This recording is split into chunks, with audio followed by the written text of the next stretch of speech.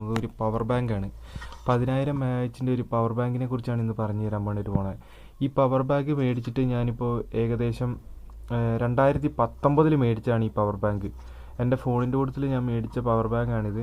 ഇതിപ്പോൾ 2025 24 ഞാനിത് പൊളിച്ചെടുത്തത്.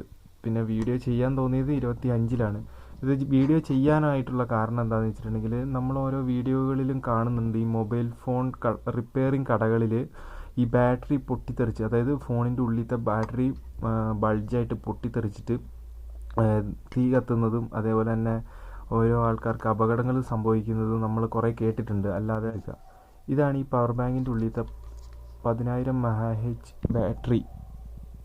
ഇവിടെ എഴുതിയിരിക്കുന്നത് കാണാൻ പറ്റും, 10,000 mAh. അതിനകത്ത് ഈ ടേപ്പ് വന്നതുകൊണ്ട് കറക്റ്റായിട്ട് കാണാത്തതാണ്. അപ്പം നമ്മൾ ഈ ബാറ്ററീനെയാണ് ഇന്ന് പരീക്ഷിക്കാൻ വേണ്ടിയിട്ട് പോണത്. ഗവൺമെൻറ്റിൻ്റെ സർട്ടിഫിക്കറ്റും കാര്യങ്ങളൊക്കെ ഉണ്ട് ഇതിനകത്ത്. അപ്പം ആദ്യം ഈ ബാറ്ററിയിൽ എത്ര ശതമാനം ചാർജ് ഉണ്ടെന്ന് നോക്കാം നമുക്ക്. അപ്പോൾ അതിനായിട്ട് ഞാനൊരു മൾട്ടിമീറ്റർ എടുത്തിട്ടുണ്ട്. 4.22 വോൾട്ട് ഉണ്ട് ഈ ബാറ്ററിയിൽ. 4.22 വോൾട്ട് ഉണ്ട് ഈ ബാറ്ററിയിൽ. ഈ ബാറ്ററി കാണുമ്പോൾ വലിയ കുഴപ്പം തോന്നില്ല, പക്ഷേങ്കിൽ ഇങ്ങനെ കാണുമ്പോൾ വലിയ കുഴപ്പം തോന്നില്ല. പക്ഷേങ്കിൽ ഈ സാധനം ചെറുതായിട്ടൊന്ന് ബൾജായിട്ടുണ്ട്. ഇത് ലിഥിയം അയോൺ ബാറ്ററി. ഇതിനൊക്കെ ഒരു ഡേറ്റ് ഉണ്ട്, ഒരു കാലാവധി ഉണ്ട്. അതുവരെ അത് നിൽക്കത്തുള്ളൂ. പിന്നെ നമ്മൾ ഉപയോഗിക്കുന്ന രീതിയും പോലെ ഉണ്ടാവും. വൈറ്റ് കവറ് ഡാമേജ് ആകുകയും അതിൻ്റെ ഉള്ളിലത്തെ പോസിറ്റീവും നെഗറ്റീവും ചാർജുകൾ തമ്മിൽ ഷോർട്ടായിട്ട് അതൊരു വലിയ സ്പാർക്കിലേക്ക് എത്തുകയും ചെയ്യുമ്പോഴാണ് ഇതുപോലുള്ള ബാറ്ററികൾ പൊട്ടിത്തെറിക്കുകയും അതുപോലെ തന്നെ മറ്റുള്ളവർക്ക് അപകടങ്ങൾ ഉണ്ടാകാനുള്ള സാധ്യതയും കൂടുന്നതിനുള്ള കാരണം. അപ്പോൾ അത് ഇന്ന് ഈ വീഡിയോയിൽ ഞാൻ ലൈവായിട്ട് കാണിച്ചു തരാൻ വേണ്ടിയിട്ട് പോവുകയാണ്. അപ്പോൾ നമുക്ക് പരീക്ഷണം ചെയ്യാനായിട്ട് ആവശ്യമായിട്ടുള്ളത് ഒരു ചുറ്റികയും പിന്നെ എന്തെങ്കിലും ഒരു സാധനം, കൂർത്ത എന്തെങ്കിലും ഒരു സാധനം, ഇത് കീറാൻ പറ്റിയ എന്തെങ്കിലും ഒരു സാധനം.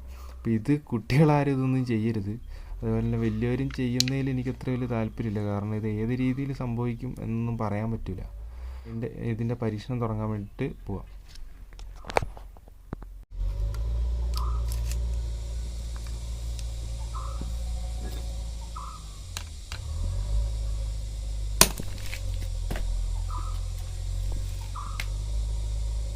ഒരു സൗണ്ടൊക്കെ കേൾക്കുന്നുണ്ട്.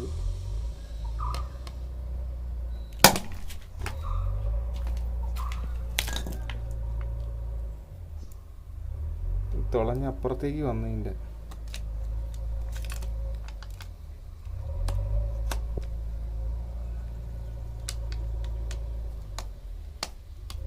ഇത് കത്തിയില്ല, ഇത് സ്പാർക്ക് ആയിട്ടില്ല. സാധാരണ ഇത് സ്പാർക്ക് ആവണ്ടാണ്.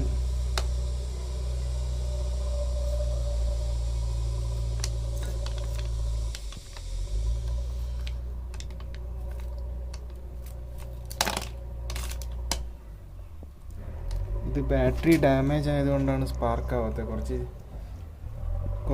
കുറച്ച് നല്ല ബാറ്ററി ആയിരുന്നെങ്കിൽ, ഇതിനകത്ത് ചാർജ് സ്റ്റോർ ആവുന്നതായിരുന്നെങ്കിൽ ഉറപ്പായിട്ടും സ്പാർക്ക് ആയേനെ, തീ വന്നേനെ. ഇതിൻ്റെ ഉള്ളിൽ കൂടെ ഈ ചെറുതായിട്ടൊന്ന് മൈന്യൂട്ടായിട്ടൊന്ന് തുള വന്നാൽ മതി. ഇതിനകത്ത് കൂടെ ഇങ്ങനെ തീ വന്നേനെ.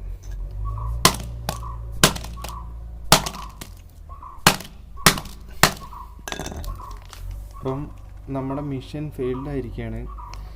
പക്ഷേ ഇത് പിടിക്കുമ്പോൾ ഒരു ചൂടുണ്ട്, ഇതിനകത്തൊരു ചൂടുണ്ട്, നല്ല ചൂടുണ്ട്. ഇത് ഒന്നാമത് ഡാമേജ് ആയിട്ടുള്ള ബാറ്ററിയാണ്. ആ 4.something വോൾട്ട് ഉണ്ടെന്നുണ്ടെങ്കിലും ഈ ബാറ്ററി ഡാമേജ് ആയതുകൊണ്ട് ഇതിനകത്ത് ചാർജ് നിൽക്കാത്തത് കൊണ്ടാണ് ഞാൻ ഈ പറഞ്ഞ പോലെ സംഭവിക്കാത്തത്.